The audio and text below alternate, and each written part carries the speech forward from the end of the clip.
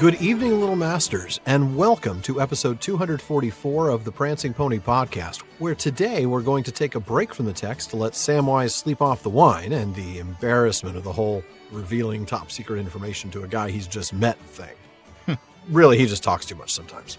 He does. And you know what? We're going to do our best to do a little bit less talking ourselves today and more reading. That's right. But before I tell you why, folks, well, pull up a bench in the common room. I'm Sean Marchese, the Lord of the Mark, and I'm here with the Man of the West, my dearest co-host, friend of friends, Alan Sisto. Wow, Sean, thank you. Such kind words. You're very welcome, sir. Might have something to do with today's 7th annual Tolkien Reading Day special and the theme, huh? Yeah, it might, and we'll get to that in just a moment. But for those of you joining us for the first time, welcome.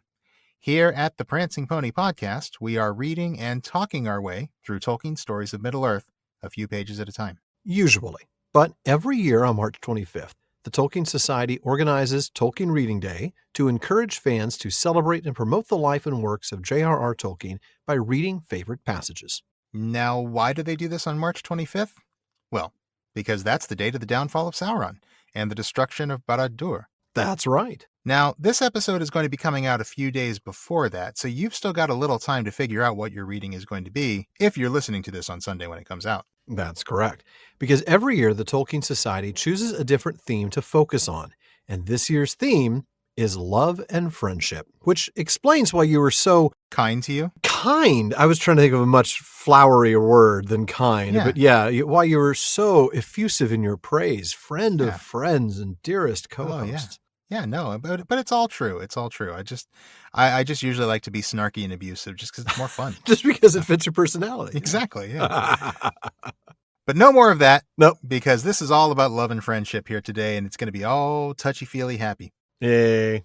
And we have selected some of our favorite passages from Tolkien's legendarium, focusing on love and friendship.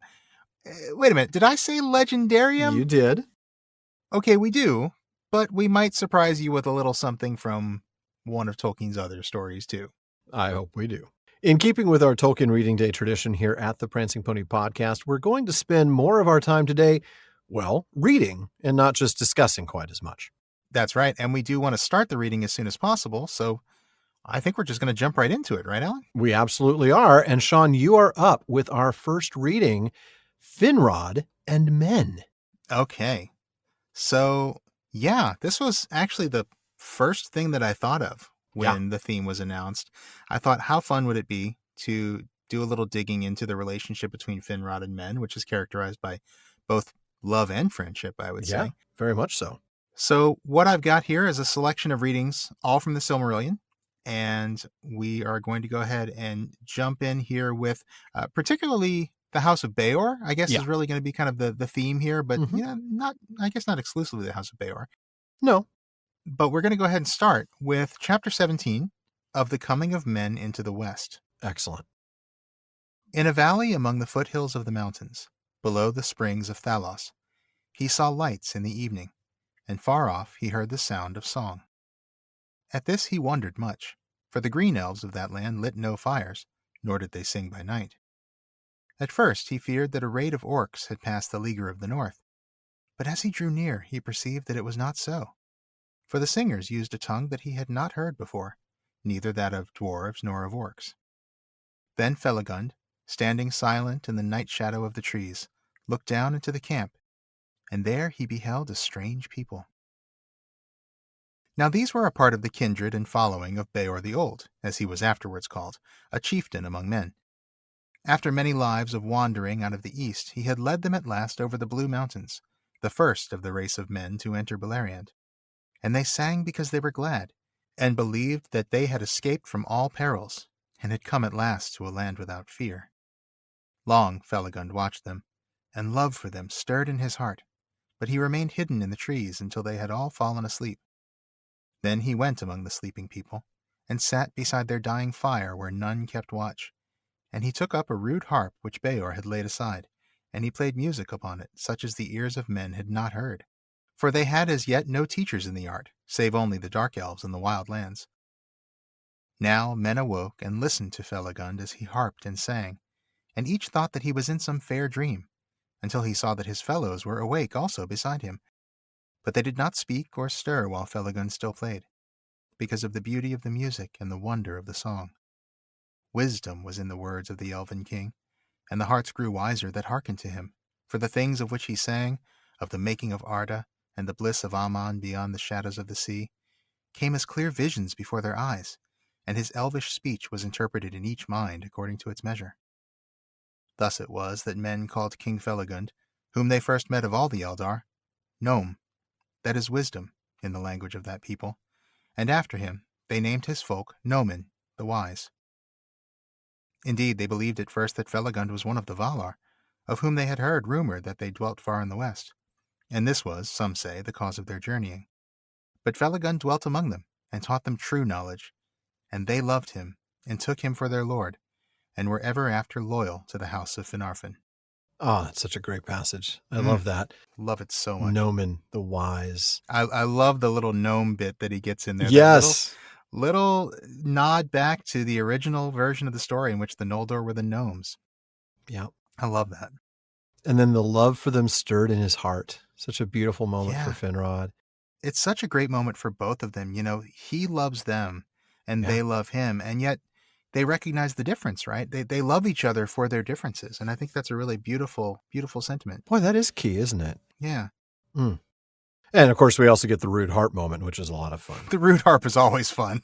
Like, get your hands off me. Who do you think you are? You know what's sad is I can't read that passage without thinking of, hey, what are you doing? Put me down. Put me down, junk face. I have ruined that phrase. I've ruined, Sam with his quick duck. Yep, you have. I've ruined so many passages for people. You have. And I'm sorry, not sorry. Yeah, it's a sad thing. I know. No, it is a beautiful passage. Yeah. It is, and I love the fact that it's love that also starts a series of friendships and a long sort of teacher-pupil relationship between not just Finrod Felagund, but also other elves as well. And also other men. You talked about this being not just the House of Beor, and now we get a little bit of Beor explaining about the other men that are coming, huh? Yeah, that's right. So let me go ahead and pick up again with still part of that chapter. Yeah. Now the green elves of Assyriand were troubled by the coming of men, and when they heard that a lord of the Eldar from over the sea was among them, they sent messengers to Felagund. Lord, they said, if you have power over these newcomers, bid them return by the ways that they came, or else to go forward. For we desire no strangers in this land to break the peace in which we live. And these folk are hewers of trees and hunters of beasts. Therefore we are their unfriends, and if they will not depart, we shall afflict them in all ways that we can. Then, by the advice of Felagund, Beor gathered all the wandering families and kindreds of his people, and they removed over Gelion, and took up their abode in the lands of Amrad and Amras, upon the east banks of the Kelon, south of Nan Elmoth, near to the borders of Doriath. And the name of that land thereafter was Estelad, the encampment. But when after a year had passed, Felagund wished to return to his own country, Beor begged leave to come with him, and he remained in the service of the king of Nargothrond while his life lasted. In this way he got his name, Beor, whereas his name before had been Balan, for Beor signified vassal in the tongue of his people. The rule of his folk he committed to Baran, his elder son, and he did not return again to Estelad. He spends the rest of his life serving. Spends the rest of his life with Finrod. Yeah. Yep. Changes his name. He is to vassal. To vassal, right? Like, I love you so much that I'm going to change my name to vassal because I am, in a sense, defining myself entirely by my relationship to you. That's really pretty rich, isn't it? Yeah. Deep love, deep friendship. Yeah. Yeah, it really is. And then we meet some other peoples. Exactly. We get a little bit about some of the other peoples. Let's talk about that. All right. Felagund himself often returned to visit men, and many other elves out of the Westlands, both Noldor and Sindar, journeyed to Estelad, being eager to see the Edain, whose coming had long been foretold. Now Atani, the second people, was the name given to men in Valinor in the lore that told of their coming. But in the speech of Beleriand, that name became Edain, and it was there used only of the three kindreds of the elf friends. That's right. We've talked about them several times. That's right. And then we get the migration, right? So we get the Edain continuing to move on. Thingol's not happy about that. He was ill-pleased, I believe. What a phrase. Ill-pleased. Ill-pleased. That's Thingol a lot of the time, though, let's be fair. That is true. Thingol Right. spends a lot of his time angry. He's just a grouchy old man. There's a man coming who wants to date my daughter. I'm ill-pleased. Right. There's a bunch of dwarves trying to rip me off the Noglamir. I'm ill-pleased. They're stabbing me in the kneecaps. I'm ill-pleased. I would be ill-pleased about that one too, I would though, too, to be in fair. all fairness. No, Thingol is the classic, like, grouchy old man, get off my lawn, kids. Yeah. That's a fair point. And his wife's like, you should have listened to me. You should have listened to me. Always listen to Melian. Always listen to Melian. Best advice of the first age, listen to Melian. Totally. All right. Well, we've got one more short passage from chapter 17. And that is after a breakdown of the three houses of the Edain, we get this. Okay. The years of the Edain were lengthened, according to the reckoning of men, after their coming to Beleriand. But at last, Beor the Old died when he had lived 93 years, for 44 of which he had served King Felagund. And when he lay dead, of no wound or grief, but stricken by age, the Eldar saw for the first time the swift waning of the life of men, and the death of weariness which they knew not in themselves. And they grieved greatly for the loss of their friends. So, and they would. Wow. I mean, here we have Finrod and the elves learning something from men, right? Not only are men learning from elves and being ennobled and even having longer life because of their living in Beleriand, but now we see the elves actually learning what death really is. Not just being slain, but natural death, the gift of Iluvatar to men. Stricken by age. And yeah, for them, that's incredibly swift, right? 93 years, and he'd been serving Finrod for 44 years, which, if you've got the same job for 44 years, that's a long time to have the same job. That is true, yeah. For an elf, it's a drop in the bucket. That's true. Yeah. And they didn't know this. This was new to them. Yeah. Yeah. That would be weird the very first time that happened, right? The first time you see someone die? Yeah, absolutely. Yeah. For all this time, you don't even consider this sort of death. I mean, sure, you've seen people die in battle, or you've seen people, die perhaps of some, grief. I mean, we know that that's happened also with elves. But to see somebody grow old, to watch their face become wrinkled and for them to get gray hair, and then it's not just death; it's they don't have the unending youth and vigor of the elves, right? Right. They're actually going to grow old and get gray. To age and become an old man of 93 and, certainly nowhere near as hearty and hale as he would have been, as a young man serving him at first. Yeah. They grieved greatly for the loss of their friends. Yeah. Yeah. Amazing stuff. All right. Well, we've got a short passage from the next chapter as well. This is chapter 18 of the Ruin of Beleriand and the Fall of Fingolfin. Yeah. The sons of Finarfin bore most heavily the brunt of the assault, and Angrod and Aignor were slain. Beside them fell Bregolas, lord of the house of Beor, and a great part of the warriors of that people. But Barahir, the brother of Bregolas, was in the fighting further westward, near to the pass of Sirion. There King Finrod Felagund, hastening from the south, was cut off from his people, and surrounded with small company in the fen of Serach. And he would have been slain or taken, but Barahir came up with the bravest of his men and rescued him, and made a wall of spears about him, and they cut their way out of the battle with great loss. Thus Felagund escaped, and returned to his deep fortress of Nargothrond, but he swore an oath of abiding friendship and aid in every need to Barahir and all his kin, and in token of his vow he gave to Barahir his ring. And the reason I read that one is because you kind of need it. I was going to say, you got to have that as a prelude to the next one. To the next one from chapter 19, where somebody is going to use that ring. Thence Beren looked westward, and through the mist and rains that lay upon those hills he saw Talath Dirnen, the guarded plain, stretching between Sirion and Narog. And beyond he descried afar the highlands of Tauren Faroth that rose above Nargothrond. And being destitute, without hope or counsel, he turned his feet thither. Upon all that plain the elves of Nargothrond kept unceasing watch, and every hill upon its borders was crowned with hidden towers, and through all its woods and fields archers ranged secretly and with great craft. Their arrows were sure and deadly, and nothing crept there against their will. Therefore, ere Beren had come far upon his road, they were aware of him, and his death was nigh. But knowing his danger, he held ever aloft the ring of Felagund, and though he saw no living thing, because of the stealth of the hunters, he felt that he was watched, and cried often aloud, I am Beren, son of Barahir, friend of Felagund. Take me to the king. And then we get a brief description of them doing that actual thing, yes. doing the thing he just said to do. And then we get, thus Beren came before King Finrod Felagund, and Felagund knew him, needing no ring to remind him of the kin of Beor and of Barahir. Behind closed doors they sat, and Beren told of the death of Barahir, and of all that had befallen him in Doriath. And he wept, recalling Luthien and their joy together.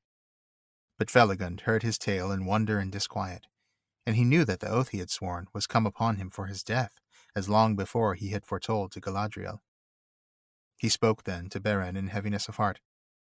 It is plain that Thingol desires your death, but it seems that this doom goes beyond his purpose, and that the oath of Feanor is again at work. For the Silmarils are cursed with an oath of hatred, and he that even names them in desire moves a great power from slumber, and the sons of Feanor would lay all the elf kingdoms in ruin rather than suffer any other than themselves to win or possess a Silmaril, for the oath drives them. And now Celegorm and Curufin are dwelling in my halls, and though I, Finarfin's son, am king, they have won a strong power in the realm, and lead many of their own people. They have shown friendship to me in every need, but I fear that they will show neither love nor mercy to you if your quest be told. Yet my own oath holds, and thus we are all ensnared. Indeed we are. Oh, Man. what a position to be in. I mean, Yeah. this oath he's made to his friend Barahir. Yeah. To help him in need. To help him in need. And that, that friendship that he had for Barahir, well, that he's had for their ancestors going back to Beor, Yeah. but, we see that the friendship extends even to Beren. He's just met Beren. Yeah. And yet his oath holds him in friendship to this young man. I think a lot of that is because of the mortality, right? He sees Beor die. He knows that they only live for so long. And so offering your abiding friendship and aid so long as you live, which is just a few years, according to me, is not much of a gift. It's not much of a thing.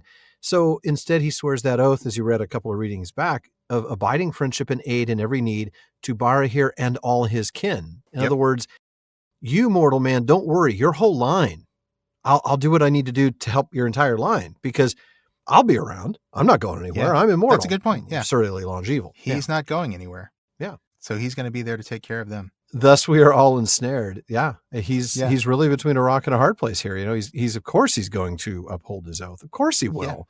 Yeah, absolutely. But he knows what it's going to cost him. Yeah, he does. He knew long ago. But he has to do it. Yeah, he does. And after he tells his people what he has to do, Celegorm and Curufin, predictably, do speak against him. Well, yeah. Sons of that guy. Of course they do. Yeah, Feanorians. Seriously. Son of a Feanor. You son of a Feanor. And you know what? That is as much a curse word as what really I was playing that off of, isn't it? Yeah, it really is. Oh, man. It's almost that bad. It is. It's terrible. And Felagund, seeing that he was forsaken, took from his head the silver crown of Nargothrond and cast it at his feet, saying, Your oaths of faith to me you may break, but I must hold my bond. Yet if there be any on whom the shadow of our curse has not yet fallen, I should find at least a few to follow me, and should not go hence as a beggar that is thrust from the gates. There were 10 that stood by him, and the chief of them, who was named Edrahil, stooping, lifted the crown, and asked that it be given to a steward until Felagund's return. For you remain my king, and theirs, he said, whatever betide. And a good thing Edrahil did that, because I'm pretty sure Celegorm and Curufin would have been perfectly happy to lift the crown themselves. They certainly would have been, yeah. So gives up his kingship for his friendship. His oath is so strong. His friendship is so strong, ultimately. We've been talking about Faramir being a man of his word, a man who keeps his oaths. Wow. This is a great example of somebody else who's doing the same, isn't it? Yeah, absolutely. He sacrifices almost everything at this point. He sacrificed his kingship. Yeah. He knows that he's going to his death, and then ultimately he does eventually sacrifice his serially longeval life. Well, he sacrifices this particular this iteration of it, right? This incarnation of it, yeah. Yeah, Finrod 1.0 will be sacrificed. He'll come back as Finrod 2.0 when he's rehoused. Yeah. But that's where we get this incredible contest of Sauron. Oh, my goodness. I wish we could have read the whole passage. I know. That song. Oh, I know. The song battle, thrown into the pit, and later on we get Finrod and Beren alone in the pit. Yeah. In the pits of Sauron, Beren and Felagund lay, and all their companions were now dead. But Sauron purposed to keep Felagund to the last, for he perceived that he was a Noldo of great might and wisdom, and he deemed that in him lay the secret of their errand. But when the wolf came for Beren, Felagund put forth all his power and burst his bonds, and he wrestled with the werewolf and slew it with his hands and teeth. Yet he himself was wounded to the death.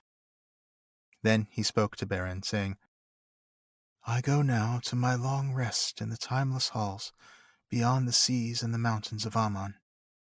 It will be long ere I am seen among the Noldor again, and it may be that we shall not meet a second time in death or life, for the fates of our kindreds are apart. Farewell." He died then in the dark, in tall Garhoth, whose great tower he himself had built. Thus King Finrod Felagund, fairest and most beloved of the house of Finwë, redeemed his oath, but Beren mourned beside him in despair. Yes, he did. He loved him too. Yeah, he did. Yeah. I mean, the friendship that forms between these two in such a short time. Yeah.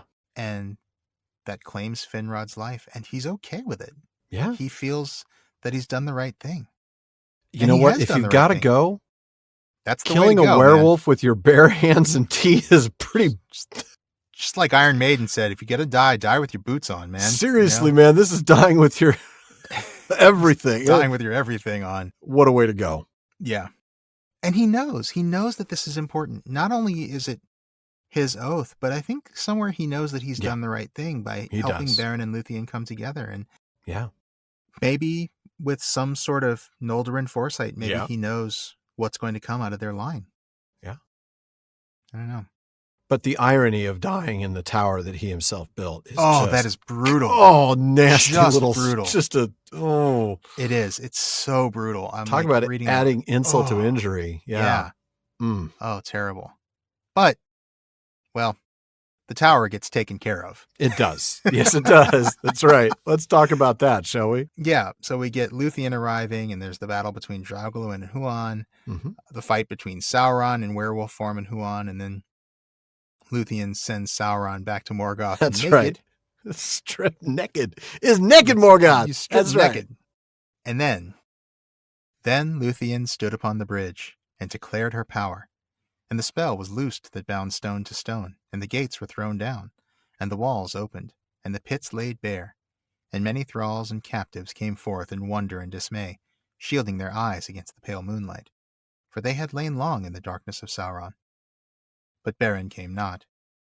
Therefore Huan and Luthien sought him in the isle, and Luthien found him mourning by Felagund. So deep was his anguish that he lay still, and did not hear her feet. Then, thinking him already dead, she put her arms about him, and fell into a dark forgetfulness. But Beren, coming back to the light, out of the pits of despair, lifted her up, and they looked again upon one another, and the day, rising over the dark hills, shone upon them. They buried the body of Felagund upon the hilltop of his own isle, and it was clean again, and the green grave of Finrod Finarfin's son, fairest of all the princes of the elves, remained inviolate, until the land was changed and broken, and foundered under destroying seas. But Finrod walks with Finarfin his father beneath the trees in Eldamar. Oh, I'm so grateful for that last line. Happy ending. Yes, they could have left it with just foundered under destroying seas, because that's noble, right? The green grave remains, inviolate, and, until the end of this, they could have left it there. Then Tolkien adds, Finrod walks with Finarfin his father beneath the trees in Eldamar. Love that. I love that. It reminds you that Finrod does get a happy ending. Yeah. He gets rehoused, and he does get to go be with his father. I love it. And he gets to go kind of live in that love again. Yeah. Because his father stayed behind in Valinor. That's right. Or he came and then went back. Well, yeah. He went part way and then said, Mandos makes a good point. I'm going to head back. Yeah. I'm convinced. But That's right. we see Finrod now get to return to the love of his father, and he's got to feel good knowing what he's done. Yeah, he does. And for friendship, for ultimately going all the way back to the friendship he had with Beor. That's what set all this up. All just because he saw these creatures, these weird, hairy things. And he said, I love these things. Oh, goodness. Is it like what happens when we see a cute kitten or puppy? Oh, Nick, you don't want to take him home. I don't know. I don't think he looked down on them quite that much. No, I don't think there's any of that condescension. I really don't. You know, it made me think, you know, when we see Finrod seeing the men of Beor and loving them, it made me think of the description we get about the Valar and how they love the children of Ilúvatar because they are things different from themselves and yet Right. have that same source of Ilúvatar, and they help them to Yeah. understand Ilúvatar even better. They recognize that kinship, and yet they see what's different about them as well. Yeah. And that helps them understand themselves better. Yeah. Yeah, loving them for their differences, just as I think Finrod sees these differences and loves them for it as well. Yeah. Something a bit paternal in that, don't you think? I mean, I sometimes feel like that about my kids, you know. Oh, very much so. I love them because they are like me, but I also love them for how they're not like me. And That's right. their differences and their similarities to me help me understand myself better. I'm sure your wife is grateful that they're not just like you. I'm sure she is. My gosh. I kid. She's got to live with one of us. I can't imagine she'd want to live with three of us. Yeah, I do always find that when my son is most like me is when he's most annoying. So Yep. it's good when he's just himself. That's right. All right. Well, that was a fantastic one to start off with. It really was. And now we are going to move on to The Lord of the Rings, aren't we? Yeah, we are indeed. We're going to actually move on to the tale. A little less friendship, a little more love. Oh, yeah. Faramir and Éowyn. And boy, I cannot wait until we get here in the actual series, in the actual podcast. But I'm really looking forward to this reading. And we're going to begin with Book 6, Chapter 5, The Steward and the King. And to set the stage here, both Éowyn and Faramir are in the Houses of Healing at this point. Éowyn is frankly getting a little cabin fever. She's looking to get out. She is. She really is. She would choose a death in battle. And the warden of the Houses of Healing takes her to Faramir as he's in charge. Basically, this is above my pay grade. I'm going to take you to the boss because I don't want to have to answer your questions anymore. Right. Yeah, pretty much. The Lord Faramir was walking alone in the garden of the Houses of Healing, and the sunlight warmed him, and he felt life run new in his veins. But his heart was heavy, and he looked out over the walls eastward. And coming, the warden spoke his name, and he turned and saw the lady Éowyn of Rohan. And he was moved with pity, for he saw that she was hurt, and his clear sight perceived her sorrow and unrest. "My lord," said the warden, "here is the lady Éowyn of Rohan. She rode with the king and was sorely hurt, and dwells now in my keeping. But she is not content, and she wishes to speak to the steward of the city." "Do not misunderstand him, lord," said Éowyn. "It is not lack of care that grieves me. No houses could be fairer for those who desire to be healed. But I cannot lie in sloth, idle, caged. I looked for death in battle, but I have not died, and battle still goes on." At a sign from Faramir, the warden bowed and departed. "What would you have me do, lady?" said Faramir. "I also am a prisoner of the healers."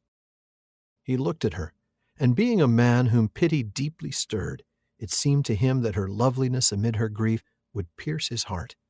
And she looked at him and saw the grave tenderness in his eyes, and yet knew, for she was bred among men of war, that here was one whom no rider of the mark would outmatch in battle.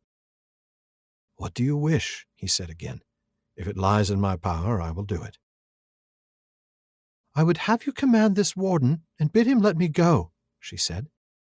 But though her words were still proud, her heart faltered, and for the first time she doubted herself. She guessed that this tall man, both stern and gentle, might think her merely wayward, like a child that has not the firmness of mind to go on with a dull task to the end. "I myself am in the warden's keeping," answered Faramir, "nor have I yet taken up my authority in the city. But had I done so, I should still listen to his counsel, and should not cross his will in matters of his craft, unless in some great need." "But I do not desire healing," she said. "I wish to ride to war, like my brother Éomer, or better, like Theoden the king, for he died, and has both honor and peace." "It is too late, lady, to follow the captains, even if you had the strength," said Faramir. "But death in battle may come to us all yet, willing or unwilling. You will be better prepared to face it in your own manner if, while there is still time, you do as the healer commanded. You and I we must endure with patience the hours of waiting." She did not answer, but as he looked at her, it seemed to him that something in her softened, as though a bitter frost were yielding at the first faint presage of spring. A tear sprang in her eye and fell down her cheek like a glistening raindrop. Her proud head drooped a little. Then quietly, more as if speaking to herself than to him, "But the healers would have me lie in bed 7 days yet," she said, "and my window does not look eastward." Her voice was now that of a maiden, young and sad. Faramir smiled, though his heart was filled with pity.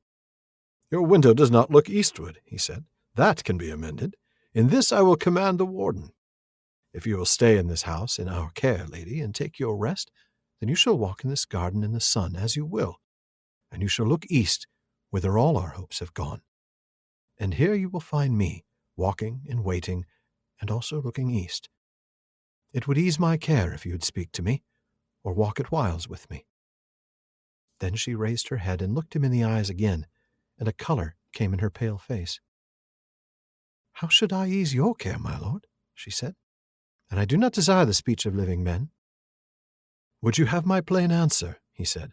"I would." "Then, Éowyn of Rohan, I say to you that you are beautiful. In the valleys of our hills there are flowers fair and bright, and maidens fairer still.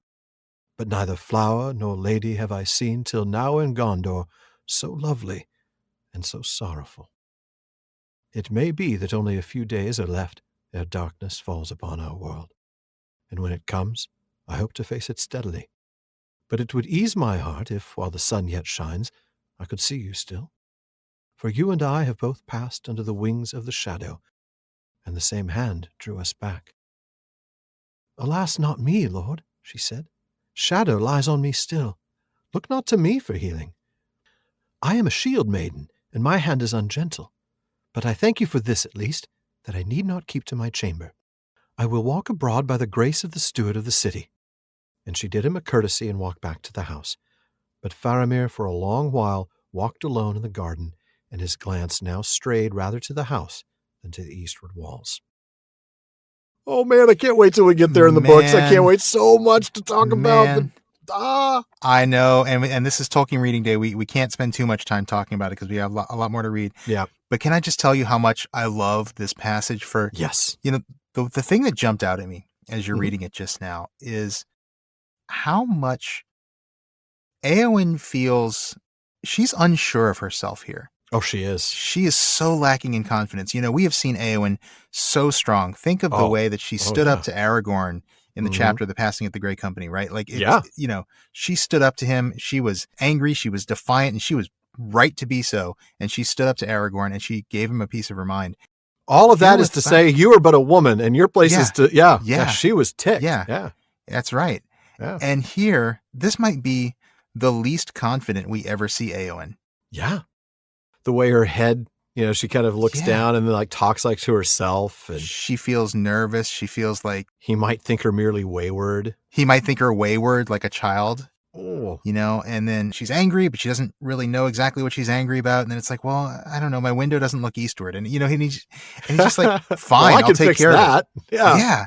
So while she is feeling so uncertain of herself and she's feeling weak, she's feeling unsure, but her heart faltered. She doubted herself. I mean, the text tells us those things straight out. Yeah. But we'll see in future readings that he's not attracted to her because she's weak. He actually sees a strength in her. He does. And I think that we'll find that he's actually looking to her to prop him up here too. A little bit, right? Which she tried to reject a little bit, right? Don't look to me for healing. My hands are ungentle, but that's not what he's looking for. That's right.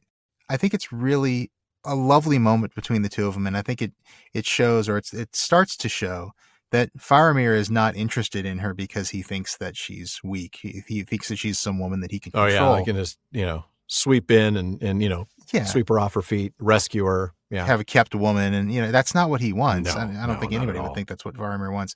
And I think we'll see that. We will. And we'll see that actually in the next couple of passages.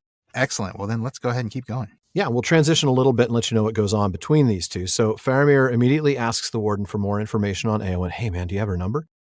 He tells him what he can, but suggests, hey, you know what? Mary might know a lot more. So guess what? Mary is brought in, and they talk all the way into the evening. I mean, Faramir is on a mission to try to get to know more and more about Éowyn. And then we get this series of days when they walk together. Sometimes they talked, sometimes they didn't. And then on the 5th day, there's a cold wind, and that's where I'm going to pick up. They were clad in warm raiment and heavy cloaks, and over all the Lady Éowyn wore a great blue mantle of the color of deep summer night, and it was set with silver stars about hem and throat. Faramir had sent for this robe and had wrapped it about her, and he thought that she looked fair and queenly indeed as she stood there at his side. The mantle was wrought for his mother, Finduilas of Amroth, who died untimely, and was to him but a memory of loveliness in far days, and of his first grief. And her robes seemed to him raiment fitting for the beauty and sadness of Éowyn. But she now shivered beneath the starry mantle, and she looked northward, above the grey hitherlands, into the eye of the cold wind, where far away the sky was hard and clear. "What do you look for, Éowyn?" said Faramir. "Does not the black gate lie yonder?" said she. "And must he not now be come thither? It is 7 days since he rode away." "7 days," said Faramir. "But think not ill of me if I say to you, they have brought me both a joy and a pain that I never thought to know. Joy to see you, but pain because now the fear and doubt of this evil time are grown dark indeed. Éowyn, I would not have this world end now, or lose so soon what I have found." "Lose what you have found, Lord?" she answered, but she looked at him gravely, and her eyes were kind. "I know not what in these days you have found that you could lose. But come, my friend, let us not speak of it. Let us not speak at all. I stand upon some dreadful brink, and it is utterly dark in the abyss before my feet. But whether there is any light behind me, I cannot tell, for I cannot turn yet. I wait for some stroke of doom." "Yes, we wait for the stroke of doom," said Faramir. And they said no more. And it seemed to them as they stood upon the wall that the wind died, and the light failed, and the sun was bleared, and all sounds in the city or in the lands about were hushed. Neither wind nor voice, nor bird call, nor rustle of leaf, nor their own breath could be heard. The very beating of their hearts was stilled. Time halted.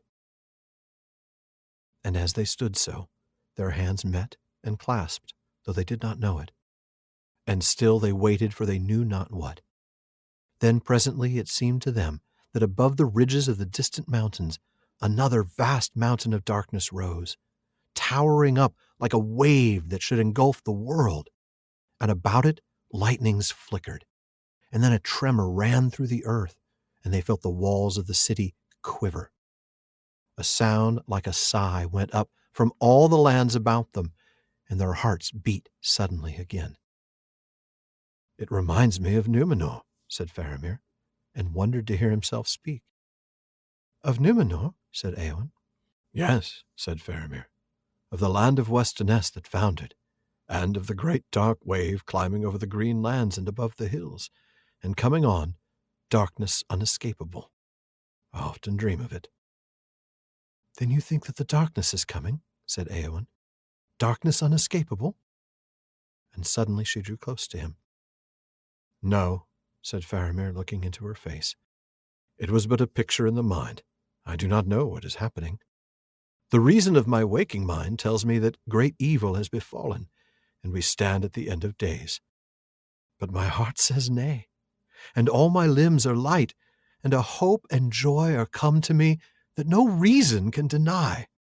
Éowyn, Éowyn, White Lady of Rohan, in this hour I do not believe that any darkness will endure." And he stooped and kissed her brow. Oh, Oh, man. oh, I love that moment. Oh, So rich. And again, this is going to be the kind of thing where we're going to talk for about half an hour on this when we get to I'm the sure, point in the yeah. text, at Yeah. least, maybe more. yeah. But for now, just talk about these moments, right? I mean, what's the first thing that jumps out at you in this particular passage? It would be the moment where their hands meet and clasp, right? Yep. And the stroke of doom comes. And there's this beautiful bit about the A vast mountain of darkness rose, towering up like a Yeah. wave. Lightnings flickered. A tremor ran through the earth. The walls of the Ooh, city quivered. ooh. And then a sound like a sigh went up from all the lands about them. And we know what that is, of course. We know what this is. This is the moment that Sauron is destroyed. The ring has been destroyed. Barad-dûr's foundations have been destroyed. It's all coming down. Yeah. Yeah. And then Faramir says, again, because he's just so darn perceptive. Yeah, yes. It reminds me of Numenor. And yes, we can see how the description of that does kind of remind us a little bit of a Calibeth, a wave that engulfs the world, lightning, tremors. That all is stuff that we've seen from the destruction of Numenor. But also, who was responsible for the destruction of Numenor? Indirectly, yes, Sauron. I mean, yeah, we can pin it on Ar-Pharazôn, but yeah, it's still sure. But he was following Sauron. He was a pawn on Sauron's chessboard, and so of course it should remind him of Numenor because this is finally it's like a full circle. This is finally revenge for the destruction of Numenor. And then, of course, we get the dream, which we've talked about before, a dream that Tolkien himself had. And that it turns out Christopher also had. And Tolkien gave this dream to Faramir before, if I'm not mistaken, he found out that Christopher also shared it with him, which is interesting. We'll talk more about that, obviously, when we get to that spot in the story. Yep. Great stuff. And then I'm going to go to the last passage here in this section. And first, of course, word of the victory comes. We get that amazing moment where the eagle comes and tells everybody to sing and rejoice. And then several days follow, and there's a celebration at the field of Cormallen. Now, Éomer sends word begging Éowyn to come, and that's where I'm going to pick up. Then Faramir came and sought her, and once more they stood on the walls together. And he said to her, Éowyn, why do you tarry here, and do not go to the rejoicing in Cormallen beyond Caer Andros, where your brother awaits you? And she said, Do you not know? But he answered, 2 reasons there may be, but which is true I do not know. And she said, I do not wish to play at riddles. Speak plainer. Then, if you will have it so, lady, he said, you do not go because only your brother called for you, and to look on the Lord Aragorn, Elendil's heir in his triumph, would now bring you no joy. Or because I do not go, and you desire still to be near me. And maybe for both these reasons, and you yourself cannot choose between them. Éowyn, do you not love me, or will you not? I wished to be loved by another, she answered, but I desire no man's pity. That I know, he said. You desired to have the love of the Lord Aragorn, because he was high and puissant, and you wished to have renown and glory, and to be lifted far above the mean things that crawl on the earth.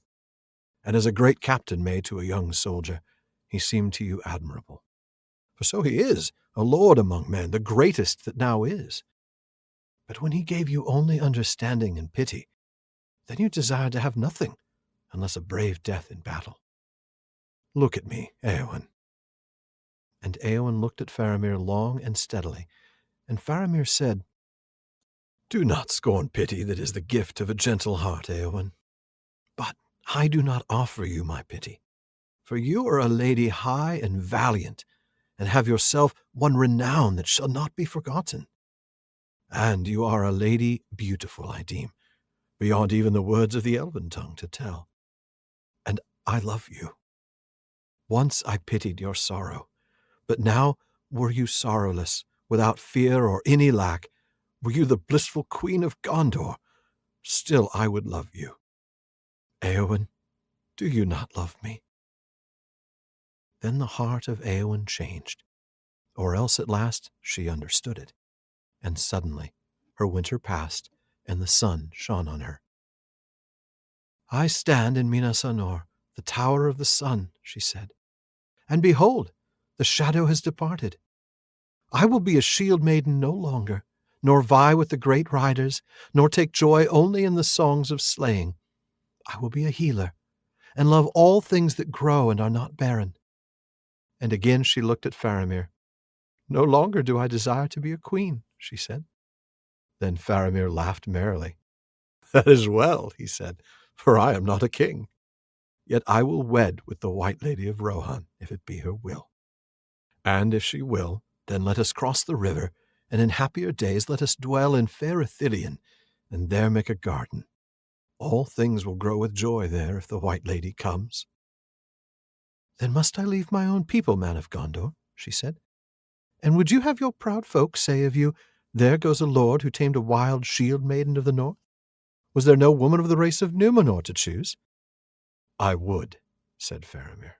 And he took her in his arms, and kissed her under the sunlit sky, and he cared not that they stood high upon the walls in the sight of many, and many indeed saw them, and the light that shone about them, as they came down from the walls, and went hand in hand to the houses of healing. Oh, pardon me while I get a Kleenex. That is so beautiful. Stop crying. I gotta stop crying. I'm not crying. You're That's crying. right. Who's cutting onions in here? Oh, man. The only thing I'm crying about is having to figure out how to pronounce puissant. You did well with it. You did well with it. It's one you don't want to mess up. No, it isn't. I love this passage because this is what I was talking about earlier, where he admires her for her strength. He sees her for her strength. He knows what she did out there on the field. Absolutely. That story's gotten around. Yeah. And he compares her to a young soldier, you know? Yeah. He's not just saying you are a woman and it is your part to take care of the house and not at all. No. Die in the house when the men are gone. That's not what he's saying. Mm-mm. He recognizes you're a soldier and you admired Aragorn because he is a great lord. And he is, right. He's the greatest that now is. Yeah. And by saying that, he's saying that he agrees with her. Yeah. And he's establishing, a likeness between them. Look, I feel like you do. I also love Aragorn. I think he's amazing. Remember earlier he said the same hand drew us back. So talking about Aragorn, the healing hand. Right. Yeah. The healing hand. Yeah.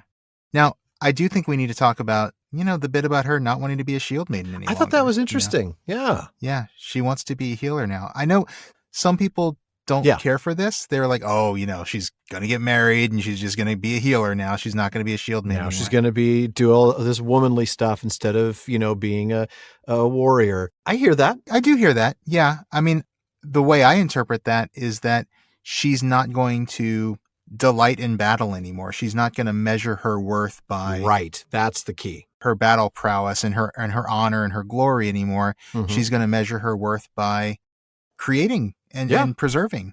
That's right. And I think that's actually a lovely thing. If Faramir had said that, I would feel just as happy about it.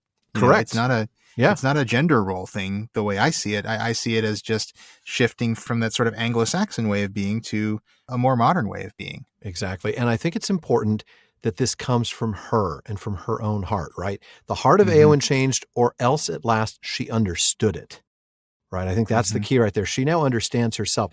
This isn't Faramir saying, I want you to marry me and stop being a shield maiden. I want you to be a healer now and love all these things that grow. And he's not trying to force her into anything. He loves her for who she is, right? You are a lady high and valiant. You yourself won renown.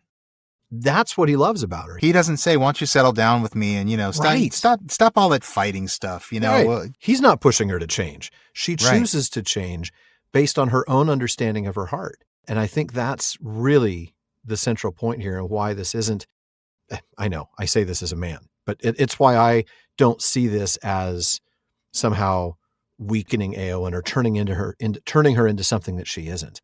Right. This is finding a part of her that was buried for so long because of the culture she was in and then the circumstances that she was in. Right. And that's a very good point because it really is about the culture that she grew up in. She grew up in a culture where that's what was valued. And as a woman, she did not have access to that kind of valor, to that kind of standing in society. But correct. She is now making a choice to move to Gondor and live in a different culture. Or at least to marry somebody from Gondor. She's a little hesitant to move there. Must I leave my own people? That is true.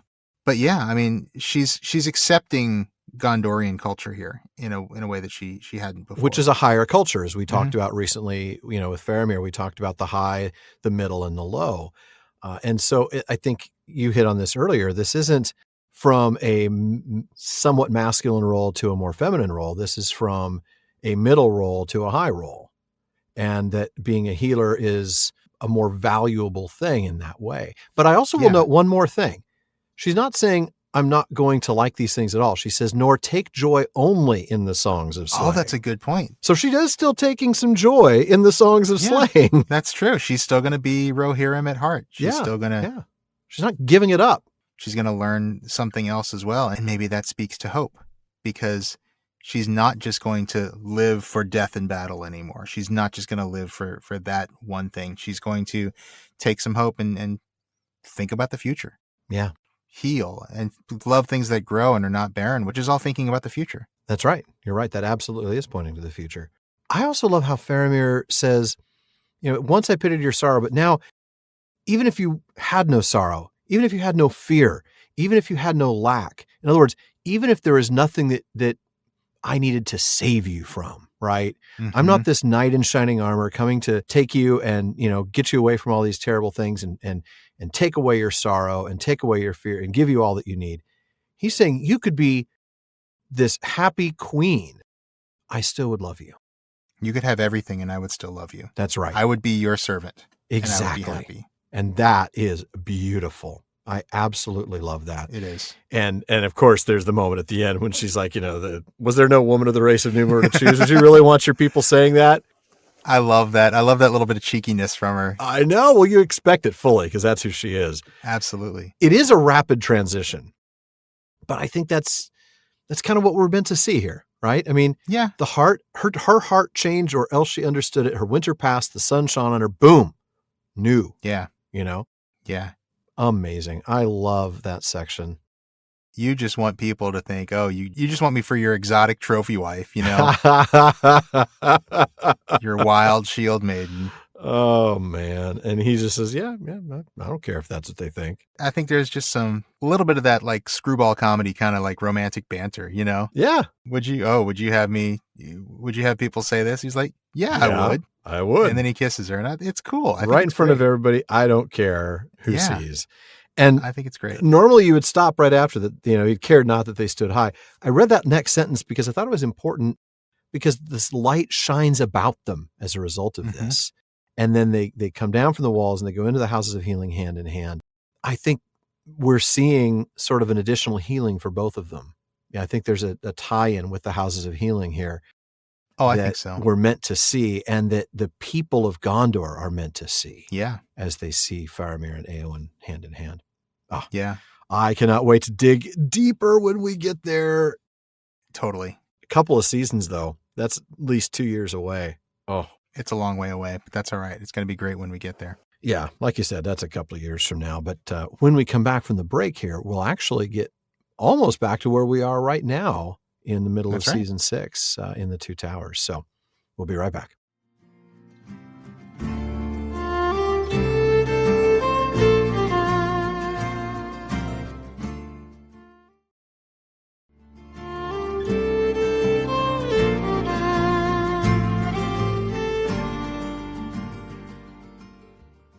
Well, before we get back to the discussion, we do want to make sure you know that when you finish listening to the episode, the talk continues all night long at the Prancing Pony Podcast. That's right. Our wonderful listener community keeps the conversation going in all of our social media spaces, from our common room on Facebook to our Reddit community, Twitter, and more. Now on Facebook, just look for the Prancing Pony Podcast, but be sure to follow the page and join the group to get in some great discussions. And you can find us on Reddit at r/PrancingPonyPod. And we're also at Prancing Pony Pod on Twitter and Instagram. And don't forget to check out our brand new podcast, The Rings of Power Wrap-Up. Now, we debuted last month, and we'll be discussing, analyzing, and speculating all about Amazon's television adaptation of J.R.R. Tolkien's Middle-earth. We'll take deep dives into the lore behind the show, or the lore that should be behind the show. Mm-hmm. We'll talk about our favorite themes, our favorite characters, and a whole lot more. Yeah. So look for the Rings of Power Wrap-Up and subscribe wherever you listen to podcasts. And also check out our social media at Rings Wrap-Up for more. But now it's time to head back into the common room to move on to our next reading. And like I said before, it's going to be something a lot more current with our regular episodes in terms of where we are. Yeah, we are. And that means we're going to be discussing Frodo and Sam here. We actually are going ahead to book 6. So this is also stuff that we'll be getting to a couple of seasons from now, but a lot closer to home to where we are. Yeah. And honestly, well, when we first heard of this theme, obviously Frodo and Sam is one of the number one friendships to discuss here. And frankly, there's a lot of sections that we could have chosen to highlight for that love and friendship shared between Frodo and Sam. But Yeah. for today's episode, we thought it might be best to just focus on one particular event. And also give us a little bit of a teaser, I guess, of a couple seasons from now. It seems like we're looking almost exclusively at Sam's love for Frodo during the early parts of this reading, but I want to point out that we're going to definitely see some very tender moments the other way around near the end of this section. Now, because we're focusing only on the love and friendship, we're going to be skipping quite a few bits here, some of the adventure, some of the narrative. We're starting at the very beginning of Book 6, as Sam, wearing the One Ring, wakes up after hurling himself against the underground doors of the orc stronghold. And we are going to take turns with this one because it's a lot of short passages. And I am going to start. And as Alan said, this is the very beginning of Book 6, Chapter 1, The Tower of Cirith Ungol. His head ached, and his eyes saw phantom lights in the darkness, but he struggled to steady himself and think. It was clear, at any rate, that he had no hope of getting into the orc hold by that gate.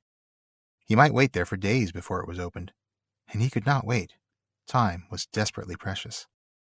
He no longer had any doubt about his duty. He must rescue his master or perish in the attempt.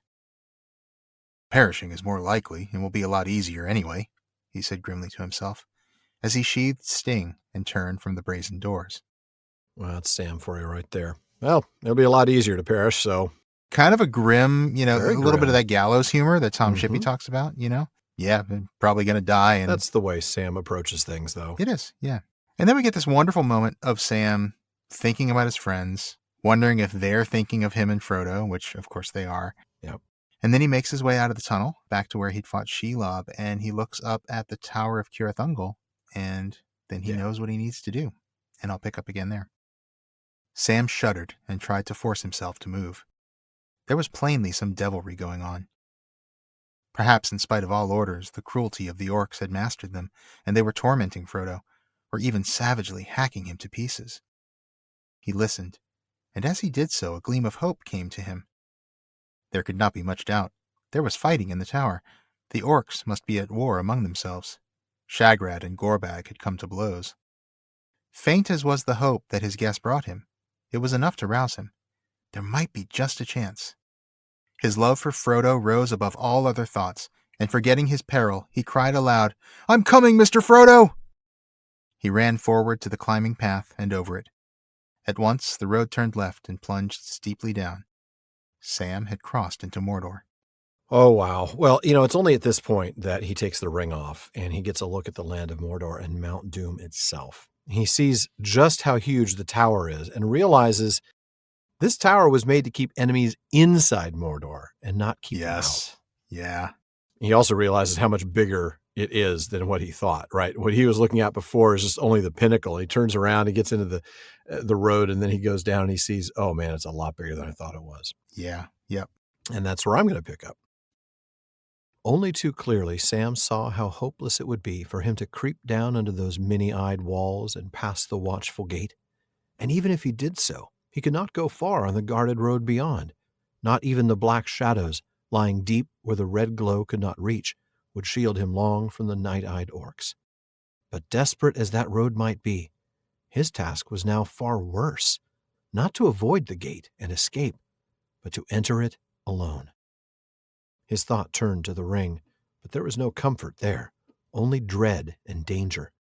No sooner had he come in sight of Mount Doom, burning far away, than he was aware of a change in his burden. As it drew near the great furnaces, where, in the deeps of time, it had been shaped and forged, the ring's power grew, and it became more fell, untamable save by some mighty will. As Sam stood there, even though the ring was not on him, but hanging by its chain about his neck, he felt himself enlarged, as if he were robed in a huge, distorted shadow of himself. A vast and ominous threat halted upon the walls of Mordor. He felt that he had from now on only two choices: to forbear the ring, though it would torment him, or to claim it and challenge the power that sat in its dark hold beyond the Valley of Shadows. Already the ring tempted him, gnawing at his will and reason. Wild fantasies arose in his mind, and he saw Samwise the Strong, hero of the age, striding with a flaming sword across the darkened land, and armies flocking to his call as he marched to the overthrow of Barad-dûr. And then all the clouds rolled away, and the white sun shone, and at his command the Vale of Gorgoroth became a garden of flowers and trees and brought forth fruit. He had only to put on the ring and claim it for his own, and all this could be. In that hour of trial, it was the love of his master that helped most to hold him firm. But also deep down in him lived still unconquered his plain hobbit sense. He knew in the core of his heart that he was not large enough to bear such a burden, even if such visions were not a mere cheat to betray him. Which, spoiler, they are. They are. Yeah. Yeah. Now, before we go on, because I know you've got a moment right after this that you want to read, but I love the last two passages where we see that it is his love for Frodo. Yeah, that's exactly what I was going to say. Yeah. Yeah, it really lifts him up above, first of all, his fear, right? Yep. Because it's his love for Frodo in the last passage I read that gives him the courage to come after him. That's right. He even forgets his peril. Yeah. Yeah, he forgets his peril. His love for Frodo gives him courage. And then here, his love for Frodo kind of anchors him. It kind of shields him from the temptation. Obviously, he still faces the temptation, but it is his love for Frodo that allows him to get through it. Yeah. Yeah. One lifts him up and the other, it holds him down. It keeps him humble. Exactly. Yeah. Yeah. It keeps him humble, but it keeps him tethered. Yes. That's a great way of putting it. Keeps him tethered. Keeps him, remembering his place, remembering his limitations, but also giving him the courage to do the most he can within his means. And that's one of the reasons why we pick these passages, right? As we're trying to find a section that, contains a series of discussions that mention his love for Frodo and Frodo's love for Sam, as we'll see later. Yeah. This one really was the one that came to mind. But yeah. Of course, Sam does know that these visions are a mere cheat. He knows he can't use the ring. That's when he starts to head towards the tower and he sees a few orcs, at least a couple of orcs, shot dead right in front of him. They are definitely fighting amongst themselves, and that's where I'm going to pick up. He crept on, and as he went, he wondered how many orcs lived in the tower with Shagrat, and how many Gorbag had, and what they were quarreling about, if that was what was happening. Shagrat's company had seemed to be about 40, and Gorbag's more than twice as large. But of course, Shagrat's patrol had only been a part of his garrison. Almost certainly they were quarreling about Frodo and the spoil. For a second, Sam halted, for suddenly things seemed clear to him, almost as if he had seen them with his eyes. The mithril coat. Of course, Frodo was wearing it, and they would find it. And from what Sam had heard, Gorbag would covet it. But the orders of the Dark Tower were at present Frodo's only protection, and if they were set aside, Frodo might be killed out of hand at any moment. "Come on, you miserable sluggard," Sam cried to himself. "Now for it." He drew Sting and ran towards the open gate. And then he drew Stuart Copeland. I know, I was thinking the same thing. He drew a picture of Andy Summers. Let me just stop real quick and draw a picture of all the members of the police. Right. It never gets old. I know, it really doesn't. Earlier when he sheathed Sting, I'm like, well, does he have anything to say about that? I don't want to go back in the sheath. Not the sheath. Not the sheath. Not the sheath. No. Man. So sorry, people. For those of you who have not heard all of our Sting references, yes, we cannot resist the temptation to always insert Gordon Sumner anytime Frodo / Bilbo's sword is mentioned. And so many times now, I just picture him holding that. It's a sword hilt, and on the sword instead of a blade is a little Sting. Yeah, the Feyd-Rautha Sting. The Feyd-Rautha Sting is like basically got no shirt on, bikini bottom. He's all oily and shiny with the spiky hair. That's what he pokes people with. He pokes them with the for sure. Yeah, Feyd-Rautha's hair. Definitely a piercing weapon. Oh, now that we've completely ruined Sting for you forever and ever, folks, we'll get back to love and friendship. Let's get back to love and friendship. And I've got the next passage because there's this moment with the Watchers, and then Sam gets into the courtyard and then into the tower. He sees a bunch of dead orcs and encounters one who runs away from him, and I will pick up there. Sam plodded on. He felt that he was on the right road, and his spirits had risen a good deal. He thrust the ring away and tightened his belt. "Well, well," he said. "If only they all take such a dislike to me and my sting, this may turn out better than I hoped. And anyway, it looks as if Shagrat, Gorbag, and company have done nearly all my job for me. Except for that little frightened rat, I do believe there's nobody left alive in the place." And with that, he stopped. brought up hard, as if he had hit his head against the stone wall. The full meaning of what he had said struck him like a blow. Nobody left alive. Whose had been that horrible dying shriek? "Frodo! Frodo! Master!" he cried, half sobbing. "If they've killed you, what shall I do?" "Well, I'm coming at last, right to the top, to see what I must." Oh, poor Sam. Yeah. Oh, there's nobody left alive in the place. It's like, oh no, there's nobody left alive in the place, right? Exactly. Yeah. Terrifying moment. Yeah. So Sam works his way up. He ends up being a witness to Shagrat arguing with Snaga and then killing Gorbag. And Sam tries to confront him, but then Shagrat runs away with a bundle, which we know to be the mithril shirt, which we've seen previously in Book 5 at the Black Gate. And then Sam keeps climbing and then reaches what he thinks is a dead end. And I'll pick up again there. He ran back to the lower story and tried the door.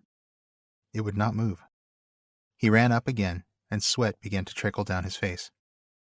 He felt that even minutes were precious, but one by one they escaped, and he could do nothing. He cared no longer for Shagrat or Snaga or any other orc that was ever spawned. He longed only for his master, for one sight of his face or one touch of his hand.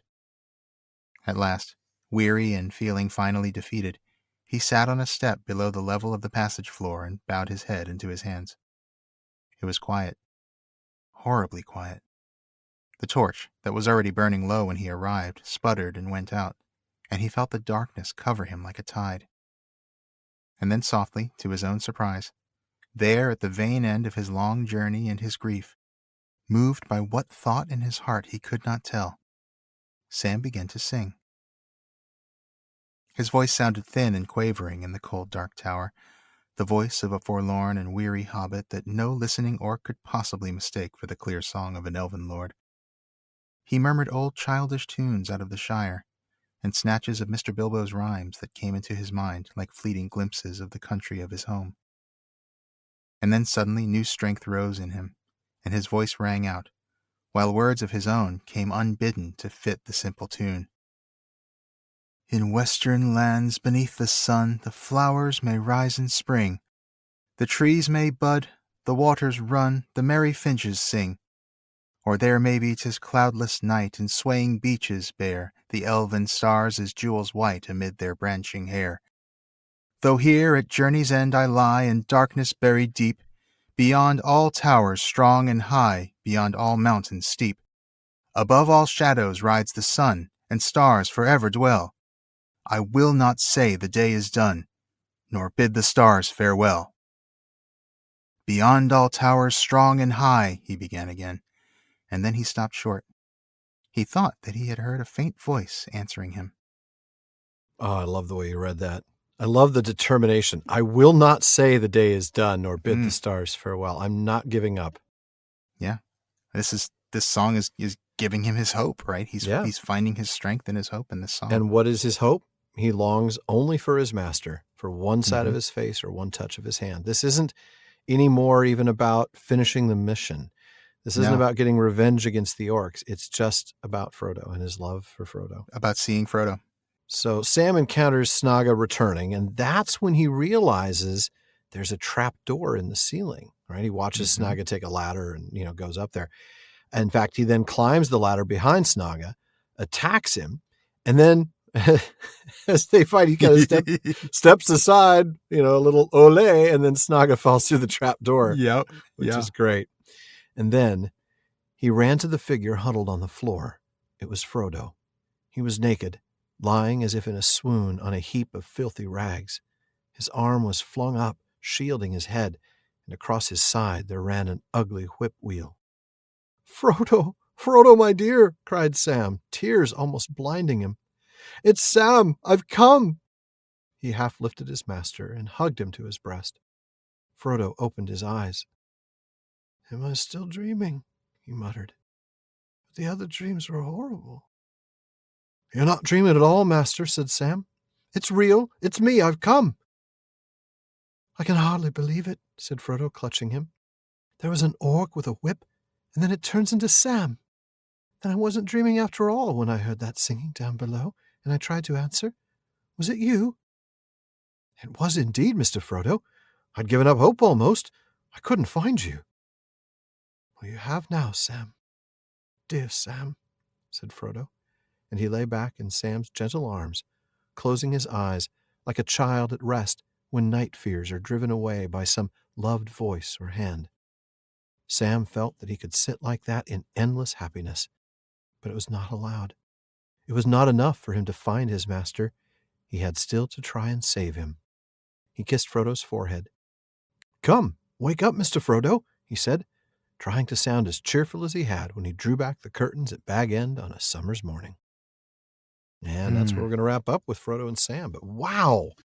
Yeah. Wow, what a moment there at the end. What a moment. Looked at Sam's love for Frodo all throughout, but here we see Frodo's love for Sam. Clutching onto Sam and just lying back, closing his eyes, that peace, and what a way Tolkien uses to describe that, right? I mean, we've both had kids have nightmares, who've called out for us in the middle of the night. And when you go to them and you just hold them, and how quickly they can fall back asleep because now they aren't afraid anymore. Right. That's where Frodo's at.